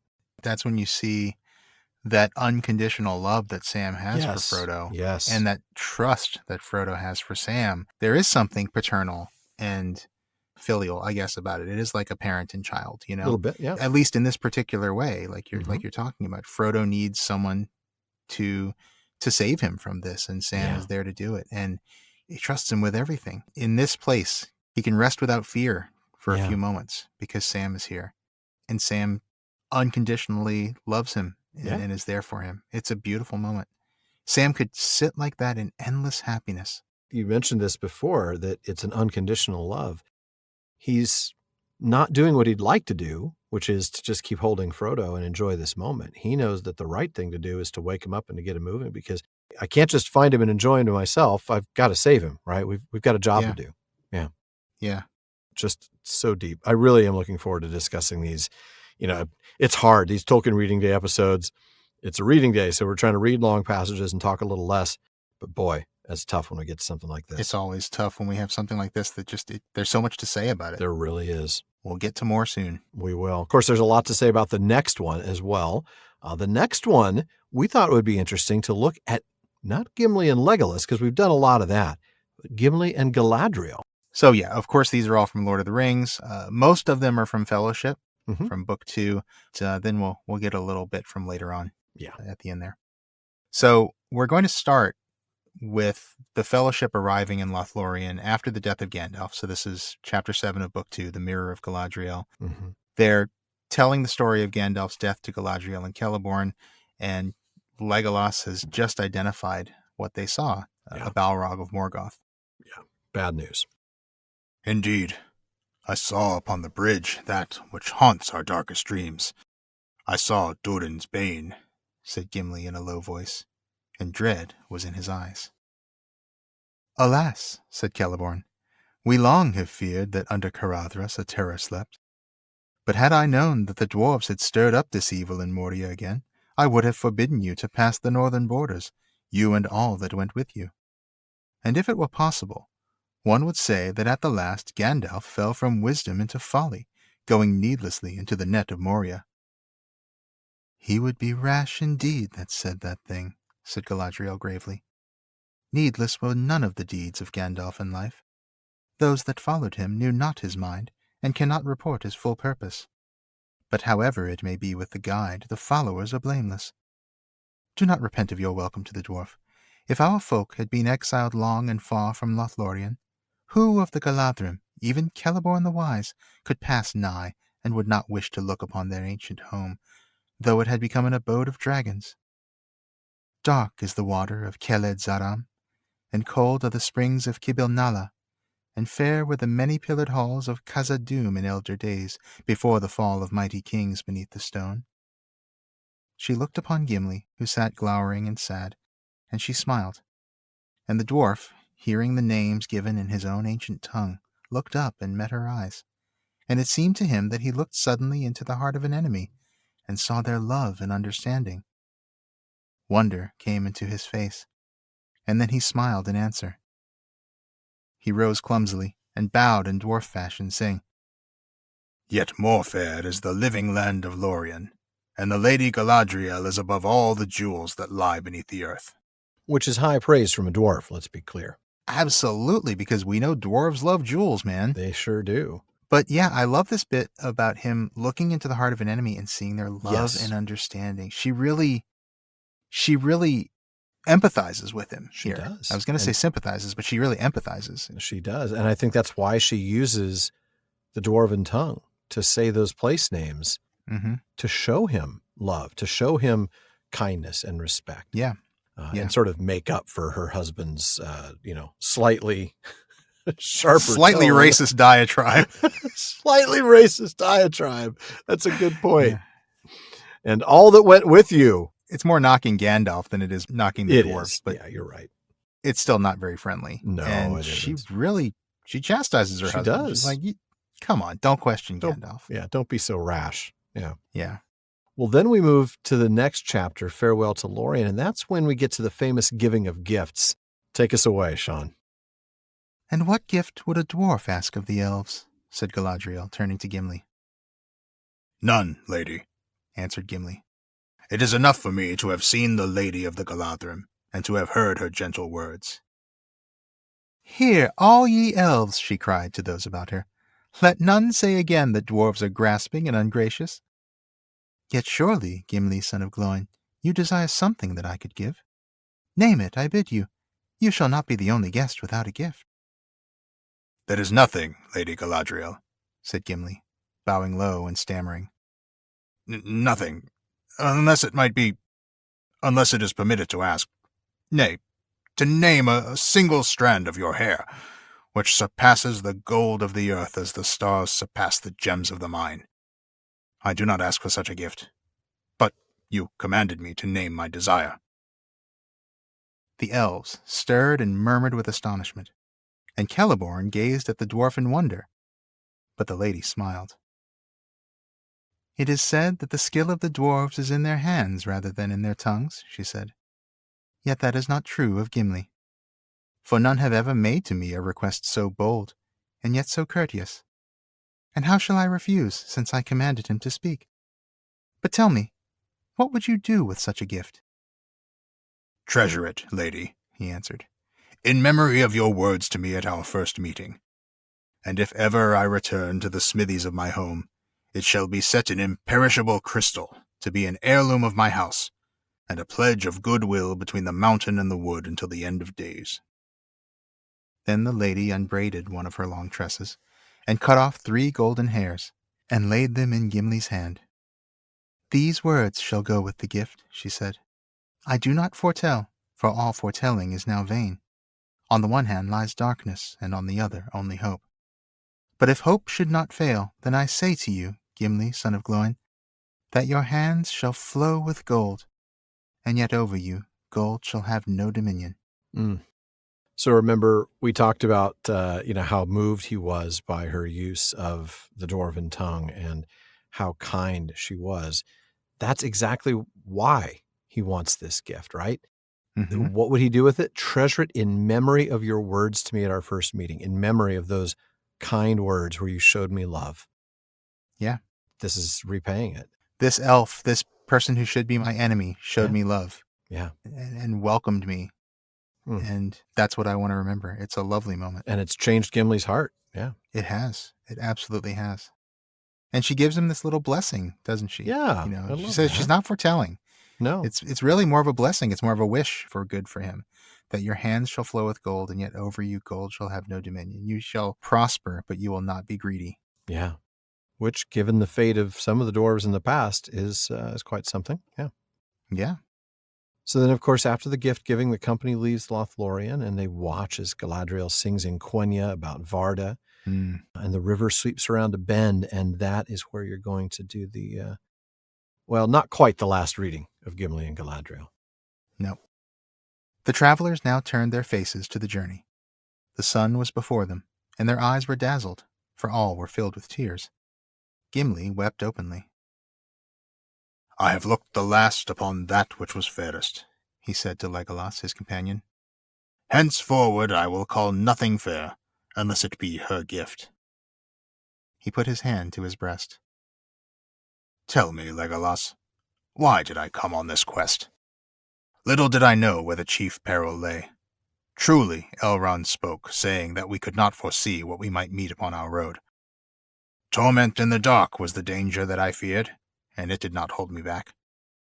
But I would not have come had I known the danger of light and joy.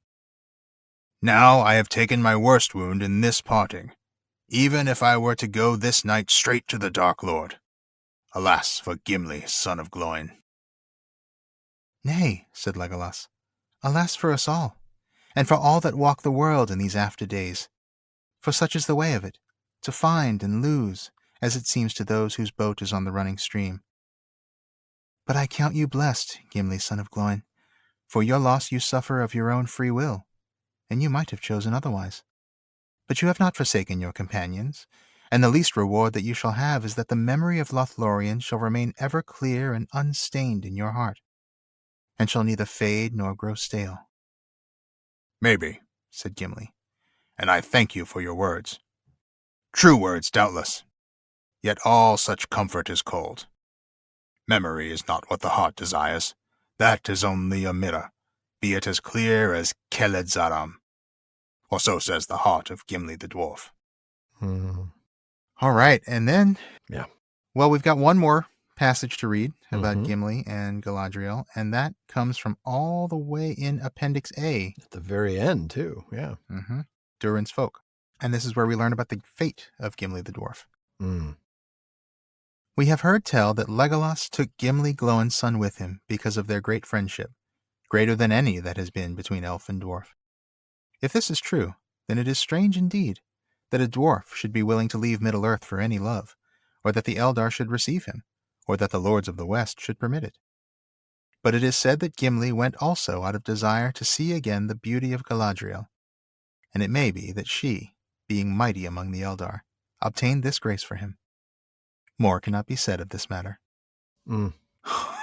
But I love that some have said. Yes. That, I mean, I know it's not literally what it says, but I love that, that speculation. Yeah. That maybe she did the impossible. She got the Valar to agree to let a dwarf come to the Undying. A dwarf. Wow. And that he would go. Out of love for Legolas and a desire to see Galadriel again, he was willing to leave Middle-earth. Yeah. To go someplace where he's the only one of his kind, where he doesn't really belong. Right. Wow. And I love this series of passages so much because, we've joked about Gimli and Galadriel. It's fun to play around with the idea of, his slightly inappropriate love for her. Yeah, it's fun, but it's not at all inappropriate love, of course. It's not at all inappropriate love. It's a courtly love, and it's beyond that. It's a reverent love. It is. He has reverence for her, and he should have reverence for her. Yeah. And I think that's part of what's going on here, too. And you see just how much it changes him forever. Yeah. It changes his fate. Now, obviously, he's not going to go to the Undying Lands. We know. Well, no. I mean, he's going to go to the Undying Lands. It's not like he's going to live there forever. No. Like Frodo, he's still going to die, even though he's in the Undying Lands. Yeah. We know how this works. We know that mortals kind of burn out when they set foot on the Undying Lands. They Which is better than fading away. Hey, I got something to say. Oh, man. Sorry. Yeah, no, that's great. It's been a really long time since we've had a Def Leppard. I know. It has been a while, hasn't it? We got to remedy that. But yeah, we just see how it changes him fundamentally. And he gets a fate that no dwarf ever got. And he will get to spend, we think, he'll get to spend some time in the Undying Lands before he dies. And to see Galadriel again. Wow. And you got to think that she's going to want to see him because of course. If she obtained this grace for him, then she must want to see him. She's not going to be like, oh, let that creepy guy in who's always giving me funny looks. Like, no, she wants to see him. She's going to pull off a stunt like she did in Lothlorien where, they welcome him in and then they don't spend any time with their guests. They disappear for the next month. And then they're like, oh, you're leaving. Well, let's have a lunch now. We could have had. Sorry, I've been busy. I've been baking. I've been weaving, which is just so much. I've been making your cloaks. I've been making your lembas. Right. Yeah. No, it's fantastic. I love this set of passages. It's just great to take a look at that relationship. Yeah. And especially because it's one that we don't talk about a whole lot, except when we're making jokes about it, which Which I is a guess that's lot. our bad, but it's nice to be able to spend some time with one of the lesser thought of loves/friendships Yes. Yeah. in Tolkien's Legendarium. Boy, But it's also going to be a lot of fun to talk about a friendship that we've never talked about on the show Yeah. before, at least not in any detail. No, and that's not even part of the Legendarium. No. You talked about this sort of overlooked friendship in the Legendarium. I'm talking about a friendship that most of you haven't even read about. I cannot wait to spend several episodes reading and discussing this in, 3 or 4 seasons from now. I'm going to be reading from Leaf by Niggle, which is found in Tree and Leaf and I think a few other volumes, but primarily Tree and Leaf. For those unfamiliar with the story, it is an incredible allegory from an author who claims to have had a cordial dislike for the format. We start by meeting Niggle. For a guy who didn't like allegory, he sure was good writes at a good it. allegory. And if you does. haven't read this one, the one in Beowulf Monsters and the Critics, where he talks about the tower, is another fantastic allegory. Absolutely. For a guy who, once again, I have a cordial dislike for allegories, but I can write them in my sleep. That's right. Better than you can. Yeah. So we start by meeting Niggle, and he's a man who is described as having a long journey to make. Now, he's also a painter, but not a particularly successful one. And part of the reason for that is because he tends to do a lot of odd jobs, especially for his neighbor, Mr. Parrish. Now, Niggle's big work is a painting of a tree, the tree, set in a lovely country with a forest and snow-tipped mountains. So, he's been working on it a lot lately, and he desperately wants to finish it before his journey, a journey that he doesn't even know when he's going. And now I'm going to go ahead and read from Leaf by Niggle. There was a knock on the door. "Come in," he said sharply, and climbed down the ladder. He stood on the floor, twiddling his brush. It was his neighbor, Parrish. His only real neighbor. All other folk lived a long way off. Still, he did not like the man very much, partly because he was so often in trouble and in need of help, and also because he did not care about painting, but was very critical about gardening. When Parrish looked at Niggle's garden, which was often, he saw mostly weeds, and when he looked at Niggle's pictures, which was seldom, he saw only green and gray patches and black lines, which seemed to him nonsensical. He did not mind mentioning the weeds, a neighborly duty, but he refrained from giving any opinion of the pictures. He thought this was very kind, and he did not realize that even if it was kind, it was not kind enough. Help with the weeds, and perhaps praise for the pictures, would have been better. "Well, Parrish, what is it?" "I oughtn't to interrupt you, I know," said Parrish, without a glance at the picture. "You are very busy, I'm sure." Niggle had meant to say something like that himself, but he had missed his chance. All he said was, "Yes." "But I have no one else to turn to," said Parrish. "Quite so," said Niggle with a sigh. One of those sighs that are a private comment, but which are not made quite inaudible. "What can I do for you?" "My wife has been ill for some days, and I am getting worried," said Parrish. "And the wind has blown half the tiles off my roof, and water is pouring into the bedroom. I think I ought to get the doctor. And the builders, too, only they take so long to come. I was wondering if you had any wood and canvas you could spare, just to patch me up and see me through for a day or two." Now he did look at the picture. "Dear, dear," said Niggle, "you are unlucky. I hope it is no more than a cold that your wife has got. I'll come round presently and help you move the patient downstairs." "Thank you very much," said Parrish, rather coolly. "But it is not a cold. It is a fever. I should not have bothered you for a cold. And my wife is in bed downstairs already. I can't get up and down with trays, not with my leg. But I see you are busy. Sorry to have troubled you. I had rather hoped you might have been able to spare the time to go for the doctor, seeing how I'm placed. And the builder, too, if you really have no canvas you can spare." "Of course," said Niggle, though other words were in his heart, which at the moment was merely soft without feeling at all kind. "I could go. I'll go if you are really worried." "I am worried, very worried. I wish I was not lame," said Parrish. So Niggle went. You see, it was awkward. Parrish was his neighbor and everyone else a long way off. Niggle had a bicycle and Parrish had not, and could not ride one. Parrish had a lame leg, a genuine lame leg which gave him a good deal of pain. That had to be remembered, as well as his sour expression and whining voice. Of course, Niggle had a picture, and barely time to finish it. But it seemed that this was a thing that Parrish had to reckon with and not Niggle. Parish, however, did not reckon with pictures, and Niggle could not alter that. "Curse it," he said to himself as he got out his bicycle. Oh, this is fun. This is really the first time we've read anything from Leaf by Niggle, isn't it? I know. It is, yeah. And it's great hearing you read it. I love the voices that you're giving to the two characters. And, you see right away just how different these two guys really are. Yeah. They're neighbors, but they really don't have a connection point, No. do they? They don't have anything in common. Not especially. Niggle's artistic. Parish is ultimately practical and very inwardly focused. Yeah. Parish is a bit preoccupied with, I guess they're both preoccupied with their own stuff. With their own right? things. That's true. It's just, Parish's is more what we might call kind of more mundane, whereas Niggle's is he's got aspirations. He's artistic, as you said. Yeah, we can't read the whole thing, but he has real aspirations. I mean, he really wants to make this work of art incredible. And there's a moment where he thinks about what he could do with unlimited funds and how he could spend all his time on this if the city would only grant him some sort of a pension so he could work on the project all the time. Yeah. But instead he has these obligations. And that's the thing we sense with Parish, or with Niggle, I should say, is that he is obligated to help Parish. And so of course, he's going to do it, but he's not exactly happy about it. Yeah, no, he's not happy about it. And there's kind of a judgment on both their parts. Parish is looking down his nose at Niggle for, wasting his time with pictures and what a waste of good canvas, by the way. Right. You could use that canvas to patch my roof instead of Exactly. using it for this silly painting. Exactly. Whereas Niggle he looks down his nose at Parish for how can he not see, the importance of this thing that I'm working on? Why is he being so selfish, Yeah, that's a good point.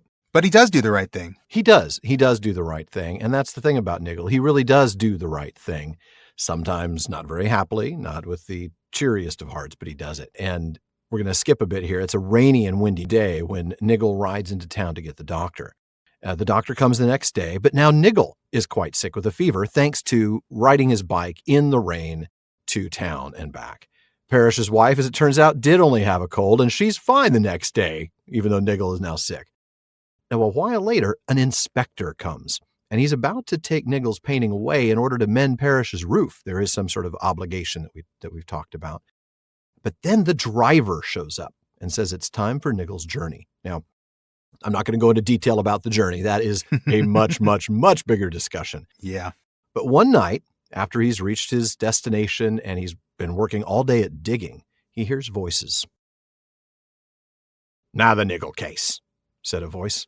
A severe voice, more severe than the doctor's. "What was the matter with him?" said a second voice. A voice that you might have called gentle, though it was not soft. It was a voice of authority, and sounded at once hopeful and sad. What was the matter with Niggle? His heart was in the right place. "Yes, but it did not function properly," said the first voice. "And his head was not screwed on tight enough. He hardly ever thought at all. Look at the time he wasted, not even amusing himself. He never got ready for his journey. He was moderately well off, and yet he arrived here almost destitute, and had to be put in the pauper's wing. A bad case, I am afraid. I think he should stay some time yet." "It would not do him any harm, perhaps," said the second voice. "But of course he is only a little man. He was never meant to be anything very much, and he was never very strong. Let us look at the records. Yes, there are some favorable points, you know." "Perhaps," said the first voice, "but very few that will really bear examination." "Well," said the second voice, "there are these. He was a painter by nature, in a minor way, of course. Still, a leaf by Niggle has a charm of its own. He took a great deal of pains with leaves, just for their own sake, but he never thought that made him important. There is no note in the records of his pretending, even to himself, that it excused his neglect of things ordered by the law." "Then he should not have neglected so many," said the first voice. "All the same, he did answer a good many calls." "A small percentage, mostly of the easiest sort, and he called those interruptions. The records are full of the word, together with a lot of complaints and silly imprecations." "True, but they looked like interruptions to him, of course. Poor little man. And there is this. He never expected any return, as so many of his sort call it. There's the Parish case. the one that came in later. He was Niggle's neighbor, never did a stroke for him, and seldom showed any gratitude at all. But there is no note in the records that Niggle expected Parrish's gratitude. He does not seem to have thought about it.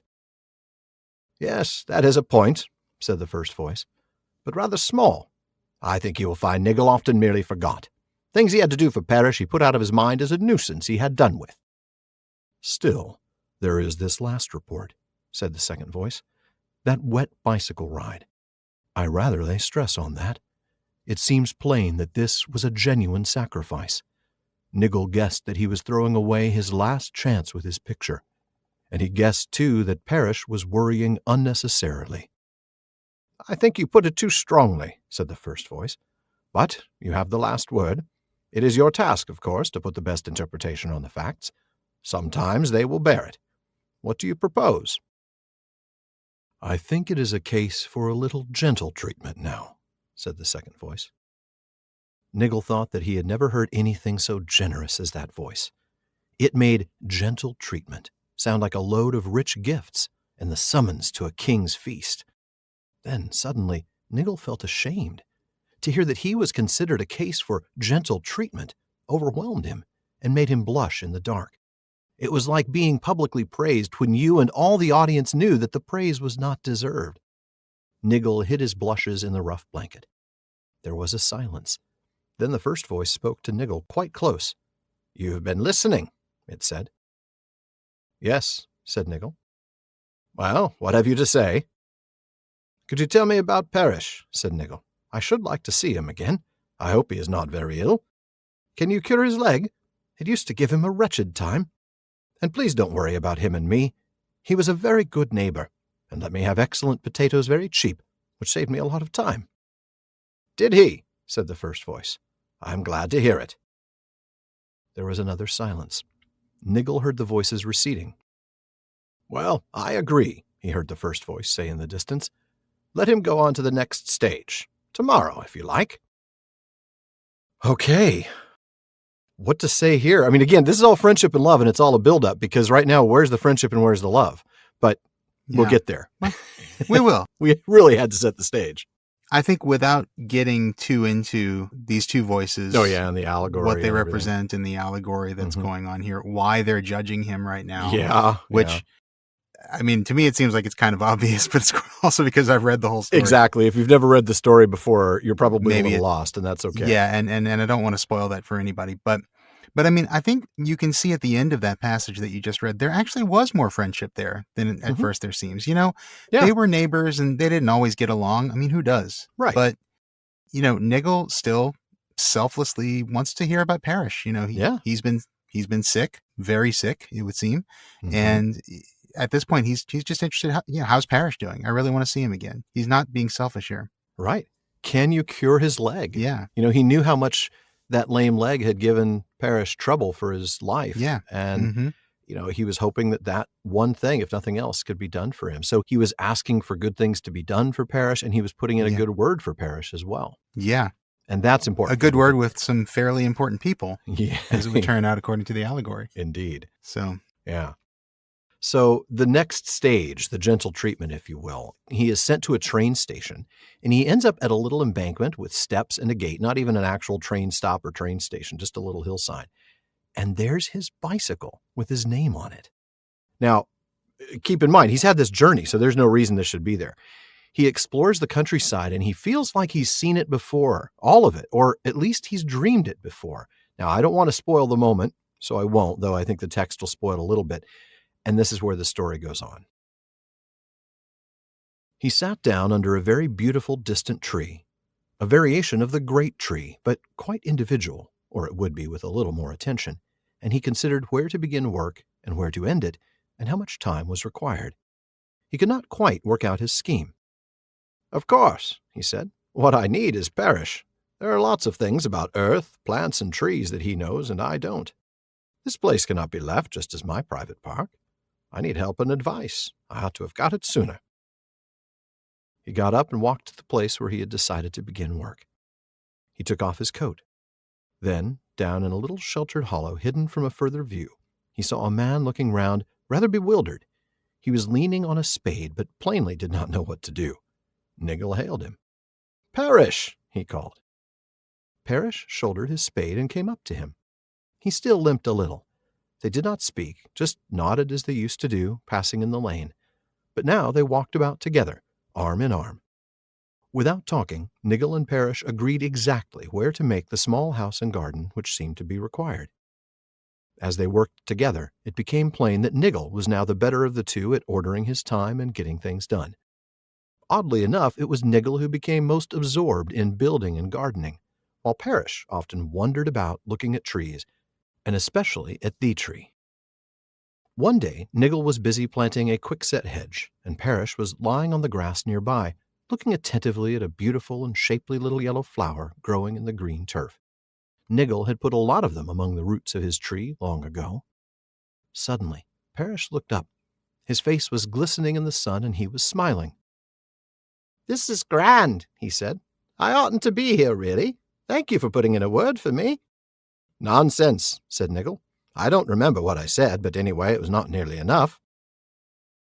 "Oh, yes, it was," said Parish. "It got me out a lot sooner. That second voice, you know. He had me sent here. He said you'd ask to see me. I owe it to you." "No, you owe it to the second voice," said Nigel. "We both do." They went on living and working together. I do not know how long. It is no use denying that at first they occasionally disagreed, especially when they got tired. For at first they did sometimes get tired. They found that they had both been provided with tonics.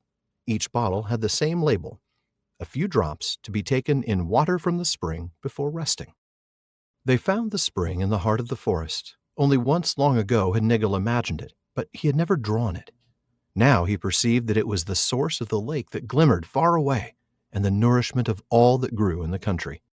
The few drops made the water astringent, rather bitter but invigorating, and it cleared the head. After drinking they rested alone, and then they got up again, and things went on merrily. At such times Nigel would think of wonderful new flowers and plants, and Parish always knew exactly how to set them and where they would do best. Long before the tonics were finished, they had ceased to need them. Parish lost his limp.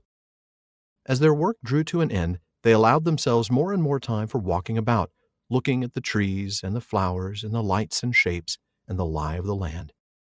Sometimes they sang together, but Nigel found that he was now beginning to turn his eyes, more and more often, towards the mountains. The time came when the house in the hollow, the garden, the grass, the forest, the lake, and all the country was nearly complete in its own proper fashion. The great tree was in full blossom. "We shall finish this evening," said Parish one day. "After that, we will go for a really long walk."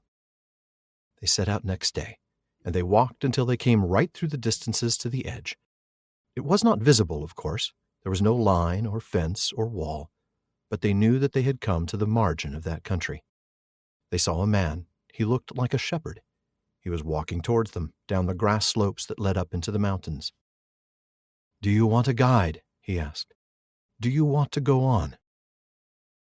For a moment a shadow fell between Nigel and Parish, for Nigel knew that he did now want to go on, and, in a sense, ought to go on. But Parish did not want to go on, and was not yet ready to go. "I must wait for my wife," said Parish to Nigel. "She'd be lonely. I rather gathered that they would send her after me some time or other when she was ready, and when I had got things ready for her. The house is finished now, as well as we could make it, but I should like to show it to her. She'll be able to make it better, I expect, more homely. I hope she'll like this country, too." He turned to the shepherd. "Are you a guide?" he asked. "Could you tell me the name of this country?" "Don't you know?" said the man. "It is Nigel's country. It is Nigel's picture, or most of it. A little of it is now Parish's garden." "Nigel's picture!" said Parish in astonishment. "Did you think of all this, Nigel? I never knew you were so clever. Why didn't you tell me?" "He tried to tell you long ago," said the man, "but you would not look. He had only got canvas and paint in those days, and you wanted to mend your roof with them. This is what you and your wife used to call Nigel's nonsense, or that daubing." "But it did not look like this, then, not real," said Parish. "No, it was only a glimpse, then," said the man. "But you might have caught the glimpse if you had ever thought it worthwhile to try." "I did not give you much chance," said Nigel. "I never tried to explain. I used to call you Old Earth Grubber. But what does it matter? We have lived and worked together now. Things might have been different, but they could not have been better." That was very well done. I Oh. really liked the way you read that. That was great. Thank you. I cannot wait until we get there. This is such a powerful, incredibly moving story. And this friendship, this love between Nigel and Parrish that we see here, something that during their lives, if you will, their earlier part of their lives. We're giving away a little bit of the allegory now. Giving away a touch, I think it's fairly obvious what's going on here. I mean, it is. Yeah, in their lives, they didn't have this friendship. No, and no. It wasn't until after that they had a chance to make it work. And it's really a powerful friendship. It is. And yet you also see another love here as well, because Parrish wants to wait for his wife. He's not ready to take the next stage of the journey. No. He's not ready to go to the mountains. No. Whatever that next Whatever level that is. represents. Yeah. Yeah. I'm thinking a little bit of like, Dante with like the 9 spheres of heaven and progressively higher spheres. I don't know if that's what Tolkien was thinking of or not, but whatever it is, Parrish isn't ready for that next stage. Yeah. He wants to wait for his wife. And of course, I understand that. Yeah. I almost get a little bit of Frodo and Sam out of this. I do. Parrish doesn't map terribly well to Sam in a lot of ways, but no. But certainly with this, with Frodo going on ahead into the Undying Lands, Sam staying behind, getting married, having a family. Right. A little bit of that here. Yeah, he was not ready to go on the way Frodo was. Yeah. Mm-hmm. And I think the thing that really strikes me here is what a slow burn this friendship is. They start out just like they did back home, not talking, figuring things out really without even conversation. Yeah, that's true. And yeah, sure, at first they disagreed, especially when they were tired. But then as things happened and as things progressed, as time went on, and the narrator even says, I do not know how long they went on living and working together. Mm-hmm. This could be decades to build this. We don't know. Yeah. But the point is that it is a slow burn, and it doesn't change what happened in the past. There's no glossing over the fact that Parrish really dismissed Nigel's work, but Nigel overlooks that. Nigel says, don't worry about it. No big deal. I didn't give you much of a chance. I made mistakes too. Yeah. I used to call you Old Earth Grower. I thought you were just I guess honestly, that's another thing that's kind of Parrish and Sam have in common, right? Yeah. Yeah, you're right. The gardener thing. Yeah. But Nigel used to look down his nose at, this working man, and he realized it's like, no, I made mistakes too. But you know what? That's in the past. We've gotten past that now. And I love that last line. Oh, that is one of my favorite lines in the entire story. Yeah. Things might have been different, but they could not have been better. Yeah. Yeah. That's just an amazing statement. It is. I cannot wait to spend an hour unpacking that when we get to we get to this story in season a whatever. Profoundly spiritual statement that I think resonates with, or could resonate with, a lot of people. I think so too. Man. Really cool. Oh, that was fun. That was fun. But that will do it for this seventh annual, Sean. Crazy. I know. I can't believe it's been that many. 7th annual Tolkien Reading Day episode. But before we go, Sean, Bartleman has something in the bag for us tonight, right? Look, I'm emotionally drained from all these readings, so I'm going to quote John Cleese here, and now for something completely different. Good choice. See, Bartleman found this question in the bag from John B. in Lancashire, England, and he came across it because it was actually sent in with a Leaf by Nigel question, which we were thinking about bringing in here, but John, I think even though we've gotten some Leaf by Nigel into this episode, I think we're going to have to hold on to your question for a few more seasons and answer your other question instead, because I just need a laugh right now. Fair enough. John says, I'm one of those gym goer types. Don't hold it against me. All right. Which right away, Alan will not hold it against you. Why would I? Right. Exactly. One of those gym goer types. John said, there's nothing I love more than creating the perfect gym playlist. Oh, yeah. Yeah. While doing this recently, it occurred to me that Tulkas must have had a gym somewhere in Arda. Oh, no doubt. So what would be on his gym playlist? This is awesome. Just to clarify, John says, this is a very silly question and not a serious one. Well, yes, thank you, John. He would have thus broke Zarathustra, and he would have, no, I don't know, a serious one. It's all Wagner. It's all Wagner. That's right. I mean, Tulkas is just like, I just put the entire Rings cycle on there. Yeah, no. John says, I'm guessing he would have the Rocky IV soundtrack for sure. Oh, well, probably the Rocky 1 soundtrack as well, but probably. Oh, goodness. What do you got? I don't know. Oh, I mean, okay. We could pull some 80s stuff and talk about he's going to put on some White Snake. He's going to put on some Def Leppard. I don't know. I mean, maybe he's just a parrot head putting on a little Cheeseburger in Paradise or something, but I don't know. I can see him getting into some hardcore speed metal and just kind of banging his head, I don't know any bands in that genre because that's not my thing, but maybe, yeah. Some of those really hard, European metal bands. Yeah. Just maybe. Absolutely where you can't understand a word they're saying. Yeah. I mean, he could go full 80s, right? We could be talking about Journey and Loverboy and yeah. I don't know, a little dun dun dun dun dun dun dun, a little Danger Zone from Top Gun, or totally like 1984, 1985. Just I know he's got "You're the Best" by Joe Esposito. Oh my goodness, yeah, and he's probably got he's got his tank top, his stripped down tank top, the gym tank top. He's got the mullet. Yeah. In fact, I'm willing to bet he's probably got everything from every Karate Kid movie. Oh, really? Okay, yeah, probably, including probably even "Glory of Love" by Peter Cetera. No. Later on. Oh, I see. For when he's chilling, like when he's okay, maybe. Yeah, he might even have some of the songs from Cobra Kai in there too. I don't know. Maybe he's current. But what else? I mean, probably some Blue Oyster Cult. Sure. He's not going to fear the Reaper. Yeah, exactly right. Mandos, I know that's you. Take off that mask. That's right. I'm not afraid of you, Mandos. Stop it. Come on, Mandos. Oh, man. He might even have Godzilla on there by Blue Oyster Cult. Oh, man. Yeah. Deep cut. Probably got the Highway to Hell album by AC/DC. Well, of course he does. He actually took the Highway to Hell and stuck it to Morgoth all those years ago. I love it. Yeah. I don't know. What other good stuff would he have on there? I don't know. I mean, I like the parrot head idea. Mm-hmm. I could see him getting into a little bit of Jimmy Buffett. There might be some other kind of surprises on there, maybe like the Pina Colada song, Escape. Pina Coladas? No, he's not going to have the Pina Colada song. Come on, a little Rupert Holmes in there for sure. Why not a little Baker Street by Jerry Rafferty? He might be into some of the yacht rock stuff. What if he's into more of a like a hip hop thing? I can see him totally getting into Eminem. Could be. Could be. Yeah. Little Eminem, little Neo. Maybe. I don't know. I'm not sure. I have no clue what he's got on his playlist. I don't know. Maybe if he's into hip hop, maybe I like to think maybe he's into Tribe Called Quest or the Beastie Boys or something like that. Some of the stuff that I grew up with. Beastie Boys. Yeah. No sleep till where? Valinor? Valerian. No sleep till Valerian? Okay, that works. No sleep till Angband, of course. It's got to have the two syllables. That works. No sleep till Angband. Yeah. All right. We'll just leave it on that one.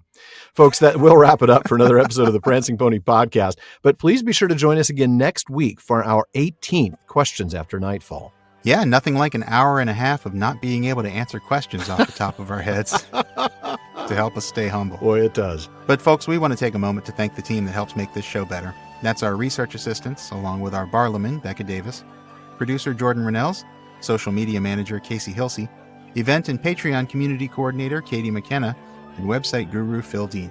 And speaking of the website, please be sure to visit us there at theprancingponypodcast.com. We've got show notes, hilarious outtakes, Prancing Pony ponderings, and our online storefront where you can get all sorts of PPP merch. And definitely check out our library page. You know we love the books here at the Prancing Pony Podcast, and we've provided links for you to get nearly every book we mention on the show. And we do get a few pennies from the purchases you make there, so thank you. And now we want to thank some more really important people, our patrons at the Kierdan's contribution tier.